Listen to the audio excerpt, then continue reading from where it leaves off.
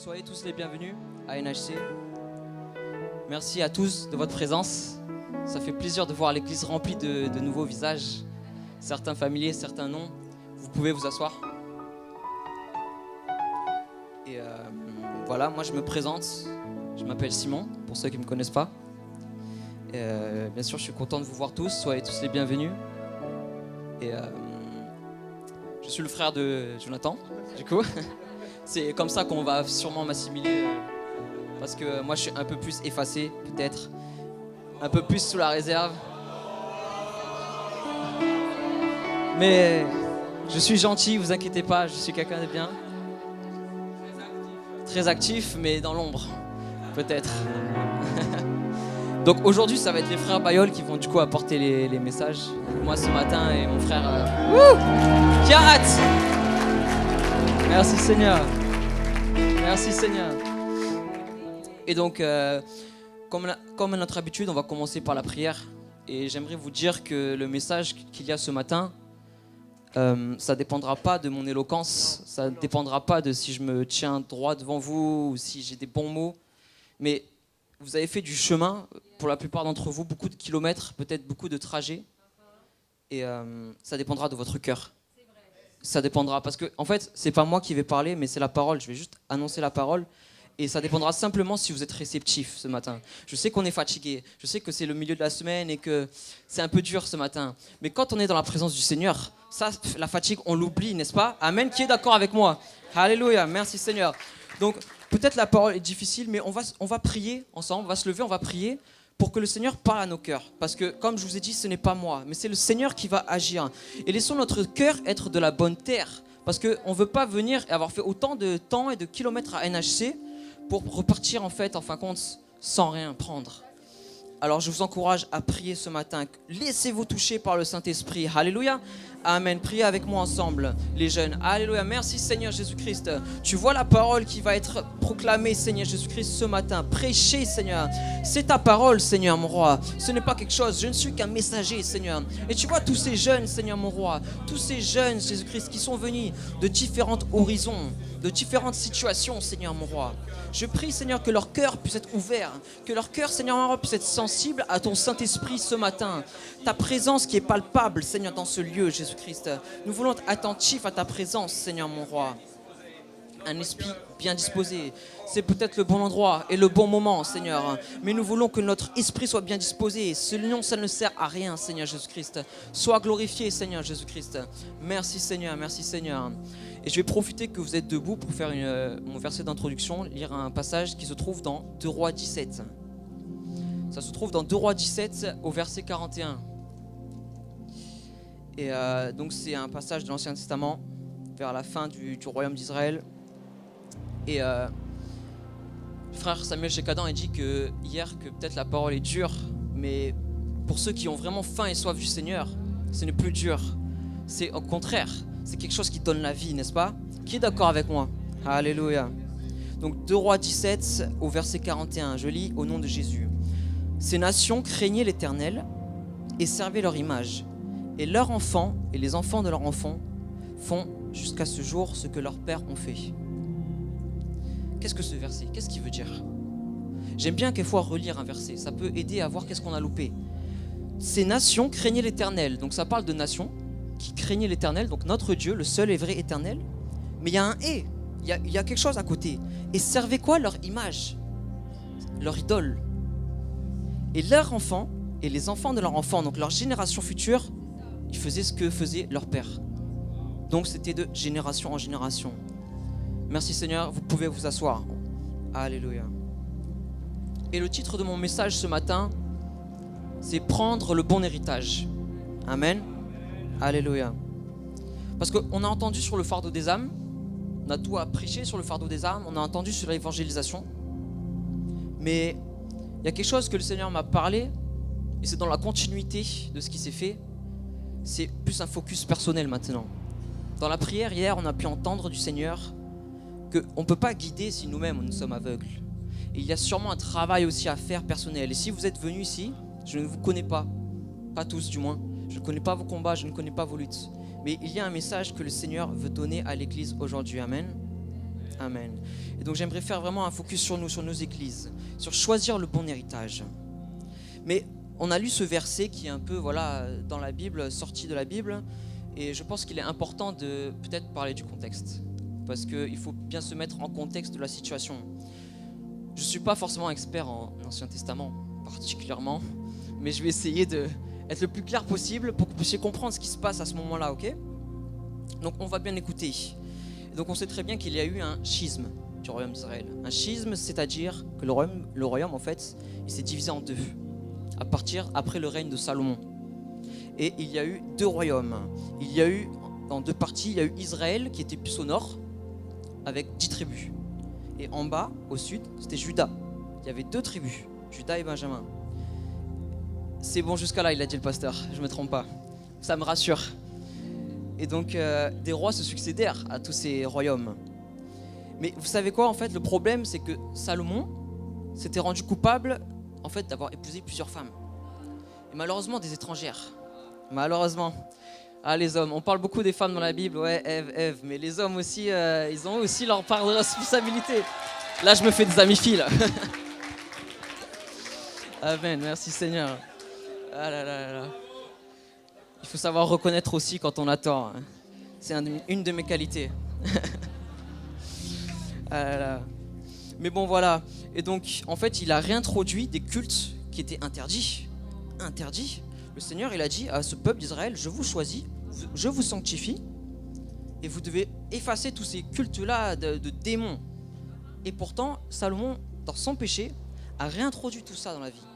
Vous voyez comment c'est facile, comment peut-être facilement, par la séduction, le péché peut s'introduire dans un peuple qui a été sanctifié, qui a été choisi d'avance. Seigneur, aide-nous.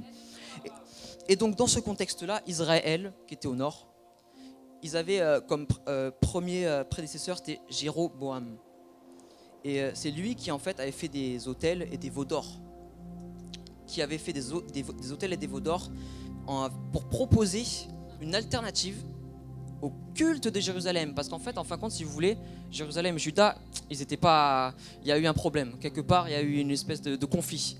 Et donc, il a dit, comme vous savez que le temple était à Jérusalem, le roi d'Israël, il s'est dit, ok, mon peuple, je veux plus qu'ils aillent à Jérusalem, je vais leur donner une alternative. Je vais leur donner quelque chose qui va peut-être les occuper, qui va les enlever du droit chemin, parce que je veux plus qu'ils aillent dans ce chemin là-bas. Moi, je suis pas content avec ce roi là-bas. Amen. Et vous voyez comment ça commence peut-être avec certains conflits. On n'est pas sûr de nous. Peut-être que dans certains conflits, on va se trouver dans la colère. Le Seigneur dit, faites attention. Et je vais avancer dans mon message pour pas prendre trop de temps. Mais on va un peu étudier le chapitre 17 de 2 Rois. Et on va commencer au verset 1. La Bible dit dans 2 Rois 17, verset 1, la 12e année d'Akaz, roi de Juda, Osée, donc là c'est Osée, fils d'Éla, il régna sur Israël, à Samarie. Et il régna 9 ans. Au verset 2, il fit ce qui est mal aux yeux de l'Éternel. Il fit ce qui est mal aux yeux de l'Éternel, non pas toutefois comme les rois d'Israël avaient été avant lui. Et Salmanasar, roi d'Assyrie, monta contre lui. Et Osée lui fut assujetti et lui paya un tribut. Donc là on voit que c'est encore un roi qui a fait ce qui est mal. Et on se demande, mais comment en fait un peuple aussi choisi peut se trouver dans une situation aussi difficile aussi, mais loin du Seigneur. Seigneur, aide-nous. Et pourtant le peuple d'Israël, il avait une histoire incroyable. On peut venir de, ouais, je suis un grand prédicateur, ou j'ai fait ci, ça. Le peuple d'Israël, il a traversé la mer Rouge, il a coupé la mer Rouge. Le Seigneur a fait un chemin dans la mer Rouge. Le Seigneur, il était là, la nuit, il y avait comme du feu, et la journée, une nuée qui les guidait. Ils venaient de là. Ils avaient ce témoignage. Comment ils ont pu tomber ici? Doucement, doucement, doucement. Oh Seigneur Jésus-Christ, aide-nous. Et donc à ce moment-là, pour ce contexte, c'est le roi d'Assyrie. Le Seigneur, il envoie des ennemis puissants parce qu'il n'est pas content. C'est normal. La conséquence de la désobéissance, c'est... On parle avec le groupe de jeunes actuellement à Bordeaux. Quand il y a désobéissance, il y aura des conséquences. C'est normal, c'est la vie. Et donc ce qui se passe, c'est que le roi d'Assyrie, il va déporter Israël. Il va venir, il va le conquérir et il va emmener Israël loin de la face de Dieu. Et la conséquence du péché dans ta vie, malheureusement, c'est que tu vas te trouver loin de la face de Dieu. Je vais vous dire, il n'y a pas d'alternative au bon chemin. Il n'y a pas de culte autre que le Seigneur. Pécher contre le Seigneur vous mènera toujours loin de sa face. Ne vous méprenez pas. on va voir plus tard, on ne peut pas vivre une vie en même temps sanctifiée, en même temps avec des idoles. Et c'est ce qui se passait dans cette génération. Et donc si vous voulez, pour faire court, le roi d'Assyrie, il remplaça Israël avec d'autres peuples. D'autres peuples qui venaient de Babylone, qui venaient d'autres pays aux alentours. Ce qui fait qu'en fait, ça a donné une génération qui en fait vraiment des nouveaux peuples qui venaient avec leur idole, avec leur façon, leur coutume, n'est-ce pas? Et dans 2 Rois 17, on va lire au verset 27 et 28, le roi d'Assyrie donna cet ordre. Faites-y aller l'un des prêtres que vous avez emmenés de là en captivité, qu'il parte pour s'y établir et qu'il leur enseigne la manière de servir le Dieu du pays. Au verset 28, un des prêtres qui avait été emmené captif de Samarie vint s'établir à Bethel et leur enseigna comment ils devaient craindre l'Éternel. Donc, ce qui s'est passé, ces peuples-là que le roi d'Assyrie a voulu remplacer Israël, parce qu'il n'allait pas laisser une terre vide, mais il a pris plein de petits peuples, parce que c'est le proverbe qui dit diviser pour mieux régner. Il a pris plein de petits peuples, du coup ils avaient chacun leur coutume, chacun avait leur idole. Donc ça faisait un peuple pas très uni. Mais le Seigneur, il a dit qu'il a envoyé des lions. Donc ce peuple-là n'était pas en paix. Il y avait des lions qui venaient les manger, qui venaient les attaquer. Alors le roi d'Assyrie dit quoi?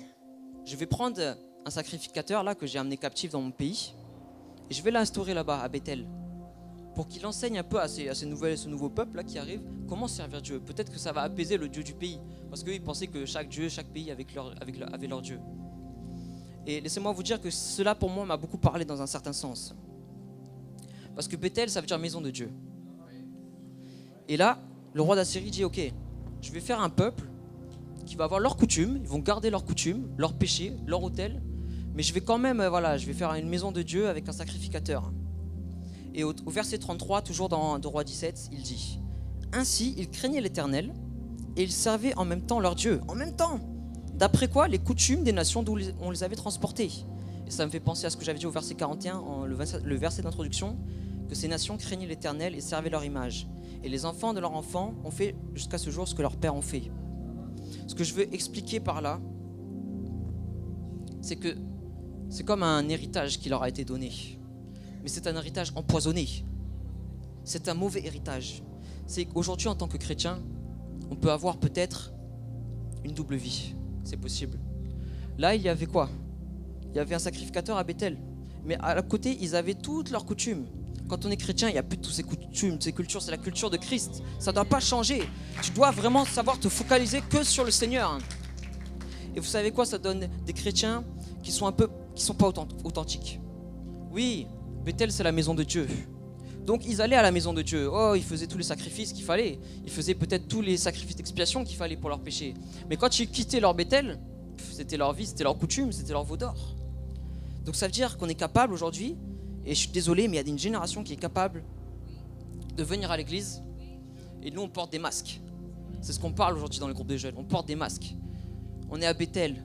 Alors oui, c'est facile, c'est NHC. Et moi, je suis le premier à le dire. C'est facile, c'est NHC. On est tous ensemble. Oh, on est en feu, on est en zèle pour le Seigneur. Je suis en feu, je suis en zèle pour le Seigneur. Mais quand je quitte Bethel, quand je quitte la maison de Dieu, où est-ce que je vais? Est-ce que j'ai gardé cette attitude-là?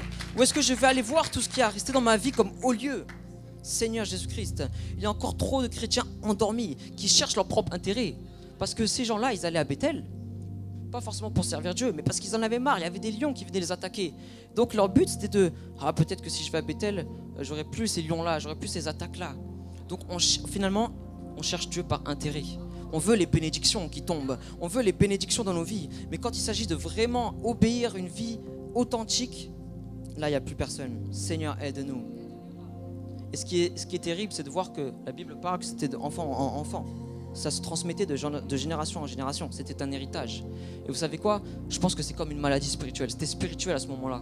Et ça, moi je vous le dis, ça reste aujourd'hui la même chose. Ces péchés-là, peut-être, ces idoles, aujourd'hui, dans vos vies, il n'y a pas des idoles. Personne aujourd'hui va rentrer chez vous, vous prosterner devant un veau d'or. Mais ce sont les mêmes péchés qui ont changé de nom. Ce sont les mêmes péchés qui ont changé d'apparence. C'est simplement la même chose. Mais aujourd'hui, on fait face à la même chose.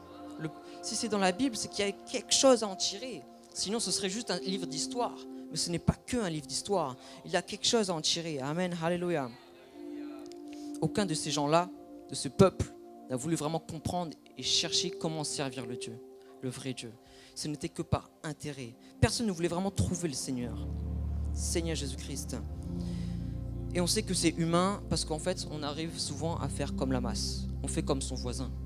Donc, à ce moment-là, c'était un héritage aussi qui se transmettait, non seulement de père en fils, mais en plus de ça, c'était comme un virus qui allait sur les autres, de génération en génération.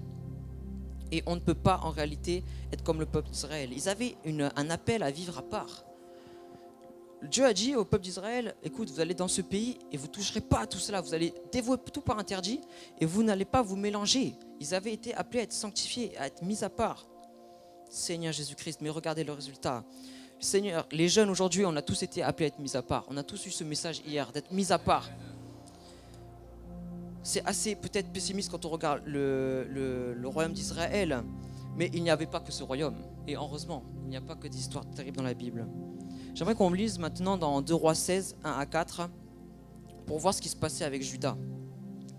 2 Rois 16, 1 à 4, parce que là on parlait d'Israël. 2 Rois 16, 1 à 4 dit: la 17e année de Pékach, fils de Ramalia, Akaz, fils de Jotam, roi de Juda, régna. Donc là, c'est Akaz. Il avait 20 ans lorsqu'il devint roi et il régna 16 ans à Jérusalem. Mais malheureusement, lui non plus ne fit point ce qui est droit aux yeux de l'Éternel. What? Pourtant, c'était Juda. Il y avait le temple là-bas, ici. Qu'est-ce qui se passait? C'était censé être le dernier bastion de la vérité. Parce qu'il marchait dans les voies de quoi? Des rois d'Israël. Vous voyez comment, même en étant sanctifié, en étant dans la maison de Dieu, on peut quand même se faire contaminer par cette chose-là. On peut être au bon endroit, on peut être au bon moment, mais si ton cœur n'est pas droit devant le Seigneur, tu n'iras pas loin. Il offrait des sacrifices au verset 4 et des parfums sur les hauts lieux.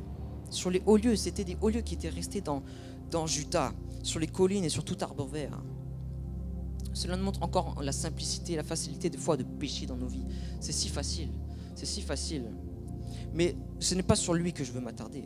Parce que le contemporain d'Osée, donc le roi d'Israël que je vous ai dit, c'était pas Akaz, ça c'était le père. Mais son fils, il s'appelait Ézéchias. Et son histoire, elle se trouve du coup après 2 Rois 17, dans 2 Rois 18. 2 Rois 18, 1 à 8 dit: la 3e année d'Osée, fils d'Éla, roi d'Israël, Ézéchias, fils d'Akaz, roi de Juda, régna. Il avait 25 ans lorsqu'il devint roi. Et il régna 29 ans à Jérusalem. Vous savez quoi, le roi d'Ézéchias, il était jeune comme nous. Bon, qui a 25 ans? Qui a peut-être plus que 25 ans ou 25 ans? Ok, ça fait déjà pas mal de monde. Il y a aussi des jeunes, mais ça reste jeune. On se sent tous jeunes quand même à cet âge-là. Parce que des fois, on se dit, on imagine Ézéchias, le roi Ézéchias, qui a été bon dans la Bible. On se dit que c'était un patriarche avec une longue barbe, il était sage. C'était un jeune comme nous, hein. Il faisait face à toutes ces choses que nous, on fait face aujourd'hui. Hein. Au verset 3, il fit ce qui est droit aux yeux de l'Éternel, entièrement comme avait fait David son père. Amen. Il fit disparaître les hauts lieux. Au verset 4, il brisa les statues, abattit les idoles et mit en pièces le serpent d'airain comme Moïse avait fait, car les enfants d'Israël avaient jusqu'alors brûlé des parfums devant lui. Vous savez quoi? Ézéchias, son père, c'était Akaz, que je vous ai dit tout à l'heure. Lui, il ne faisait pas la volonté de Dieu, Akaz. Donc le père d'Ézéchias ne faisait pas la volonté de Dieu. Qu'est-ce qui s'est passé avec Ézéchias alors? Et il dit au verset 3, il fit entièrement ce qui est droit aux yeux d'Éternel, entièrement comme avait fait David, son père. Ils disent David, son père. Ils ne disent pas Akaz, son père, ils parlent de David. Vous savez quoi? Je vais vous dire, Ézéchias, quelque part, il a fait un choix d'un héritage. Il a fait un choix d'un héritage. Son père, peut-être même son père, lui transmettait quelque chose de mauvais. Mais Ézéchias, il s'est dit non, c'est pas l'héritage que je veux. Moi, j'ai entendu ça à Bethel, j'ai entendu toutes ces choses-là et son cœur était bien disposé. Il a fait la différence parmi toute cette génération de rois. Il a dit, comme David, mon père, David, c'était un homme selon le cœur de Dieu. Vous savez quoi? Il s'est plus attaché aux enseignements du vrai héritage. David était plus considéré comme son père que même peut-être Akaz, parce qu'il a voulu faire une différence. Et ce qui est beau de voir, c'est qu'en fait, tout son peuple l'a suivi. Et c'est là qu'on voit que il a amené une nouvelle impulsion dans ce nouveau royaume. Il a su faire la différence. Parce qu'en fait, il a été comme un leader. Et vous savez quoi, quand on prend des décisions comme ça impacte les autres. Lorsqu'on choisit vraiment d'être en feu et d'être en zèle pour le Seigneur et de le suivre vraiment pour de vrai, en s'attachant vraiment au bon héritage, on fait une impulsion. Et comme je vous ai dit, peut-être que le mal peut avoir une facilité à aller sur les autres. Mais vous savez quoi, le bien aussi. Quand mon voisin, je le vois louer fort, quand je le vois en prière, ça me donne envie, moi aussi, de dire, mais moi aussi, je veux ce qu'il a. Donc, n'hésitez pas. On veut prier. On veut prier pour que vous puissiez amener une nouvelle impulsion dans vos églises locales, pour que vous puissiez amener une nouvelle impulsion dans votre groupe de jeunes là-bas. Dire qu'est-ce qui s'est passé à NHC. Il a décidé de transmettre un héritage différent pour ses enfants. Parce qu'on parle de recevoir un héritage, mais vous savez quoi, tout son royaume, il a transmis quelque chose de nouveau. Il a transmis quelque chose de nouveau. Il a surtout eu un feu et un zèle. Mais c'est bien beau tout ça. Je pense qu'hier soir, on peut tous dire qu'on était tous en feu et en zèle. Mais il a pris des décisions. Il y a eu des rois qui ont été bons, mais ils n'ont pas renversé les autels. Ils les ont laissés. Celui-là, il a pris une décision. Dans son feu, dans son zèle, c'est bien. On est là, on prie tous ensemble, il y a la présence de Dieu, les larmes coulent. Mais il a dit, je vais faire quelque chose pour Dieu. Je vais faire quelque chose dans ma vie de différent. Et il s'est levé et il est allé pour détruire tous ces hauts lieux. Il est allé pour faire tomber toutes ces choses-là. Ça lui a demandé du courage, mais il a fait. Vous savez comment? Tout seul? Regardez le verset 5 de Roi 18. Il mit sa confiance en l'Éternel, le Dieu d'Israël. Et parmi tous les rois de Juda qui vinrent après lui, qui le précédèrent, il n'y en eut point de semblable à lui. Ézéchias avait compris que sa force ne provenait pas de lui. Moi, mes combats et mes luttes dans ma vie, je ne les ai pas eu. J'ai pas eu la victoire par ma propre force. Mais quand j'ai mis ma confiance en Dieu, quand j'ai dit Seigneur, je ne peux pas par ma force, mais je mets ma confiance en toi. C'est là que j'ai pu faire renverser les forteresses. C'est là que j'ai pu faire tomber tous les bastions de l'ennemi. Alléluia. Notre force et notre confiance doivent être en Dieu. Au verset 6, il fut attaché à l'Éternel. Il ne se détourna point de lui et il observa les commandements de l'Éternel qu'avait prescrit Moïse. Il avait compris qu'est-ce qui impliquait vraiment de servir Dieu. Il fallait être totalement soumis. Il s'est soumis à cette autorité divine. Il était investi parce qu'il chercha de nouveau quel était ce Dieu parmi toute cette génération perdue. Il s'investit pour chercher quel était vraiment. Est-ce qu'on peut s'investir autant dans notre génération pour dire mais Seigneur, quel est le chemin que je dois suivre? Est-ce qu'on ouvre nos Bibles et dit Seigneur, parle-moi. Seigneur, montre-moi comment faire la différence. Comment donner une nouvelle impulsion dans cette vie, dans mon groupe de jeunes, dans mon église. Seigneur, il était confiant. Il remettait sa confiance à Dieu, pas en lui-même. Il ne s'appuyait pas sur lui-même. Il était dévoué. Il est allé pour terrasser ses idoles, ses faux dieux et ses hauts lieux en Israël. Et il était obéissant. Vous savez quoi, le Seigneur, il a vu tout ça.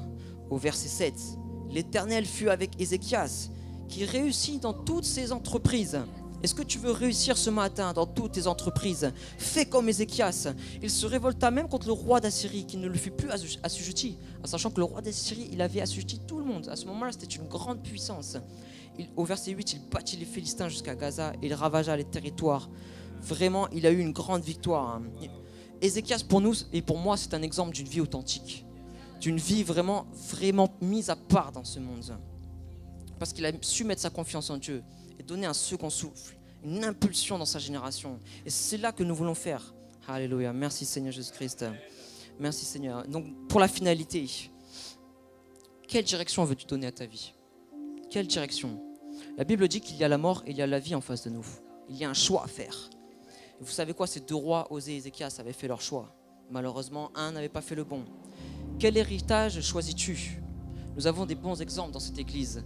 Nous avons des bons exemples, des pasteurs, des précurseurs de tout ce message apostolique qui nous ont montré et nous ont donné les clés.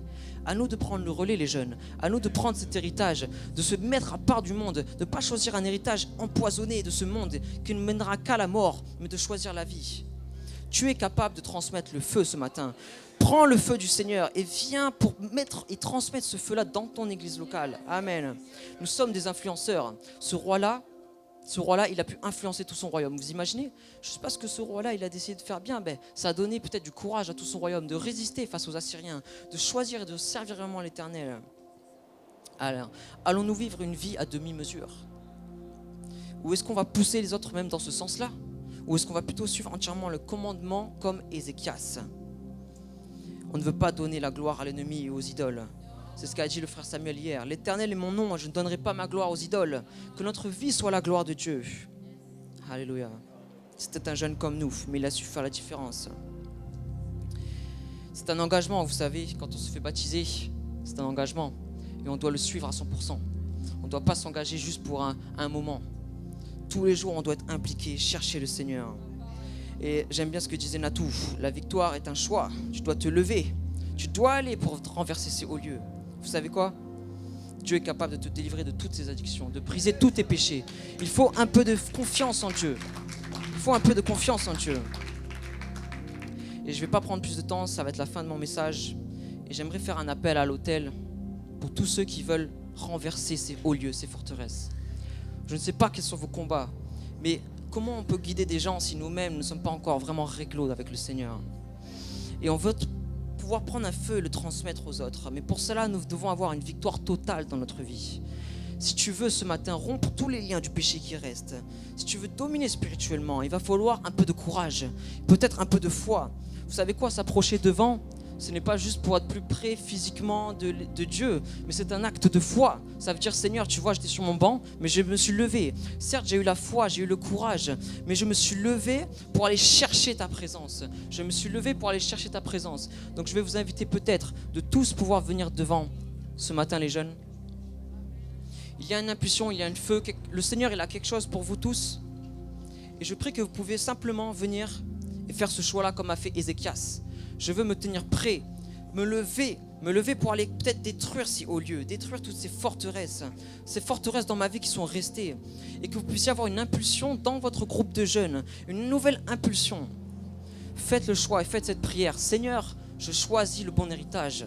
Seigneur mon roi, tu vois peut-être tout ce monde alentour, Seigneur mon roi, qui a voulu me perturber dans mes pensées, Seigneur. Tu vois où j'en suis aujourd'hui. Mais tu m'as appelé à être mis à part. Tu m'as appelé, Seigneur mon roi, à une vie sanctifiée. Tu m'as appelé, Seigneur mon roi, à une vie différente en toi, Seigneur Jésus-Christ. Et je ne veux pas me laisser, Seigneur, perturber, Seigneur. Je veux choisir le bon héritage, Seigneur mon roi. L'héritage que ta Bible enseigne, que mon pasteur m'a donné, que mon dirigeant de jeunes m'a enseigné. Je veux le choisir, Seigneur mon roi. Et je veux me lever. Tu vois ces hauts lieux qui restent dans ma vie. Tu vois peut-être ces hôtels, Seigneur. Oh, Seigneur Jésus-Christ, que tu puisses m'aider à régler toutes ces choses-là. Je viens dans la foi, dans la prière ce matin, pour, Seigneur mon roi, prendre la force, Seigneur, de les abattre, de les faire tomber au sol, Seigneur mon roi. Prends le contrôle de ma vie, Seigneur Jésus-Christ, ce matin, Seigneur mon roi. Fais tomber tous ces hauts lieux, qu'ils soient purifiés par ton feu, Seigneur Jésus-Christ, purificateur, Seigneur mon Dieu, mon roi. Tu vois tous ces jeunes, Seigneur mon roi, ce matin, qui ont choisi, Seigneur, de faire des kilomètres, qui ont choisi, Seigneur mon roi, de s'impliquer, malgré la fatigue peut-être, malgré, Seigneur mon roi, Jésus-Christ, tout ce qu'il peut avoir, Seigneur, tu es avec eux, Seigneur mon roi. Béni sois-tu, Seigneur Jésus-Christ. Alléluia, merci Seigneur. Alléluia, alléluia, Seigneur Jésus-Christ.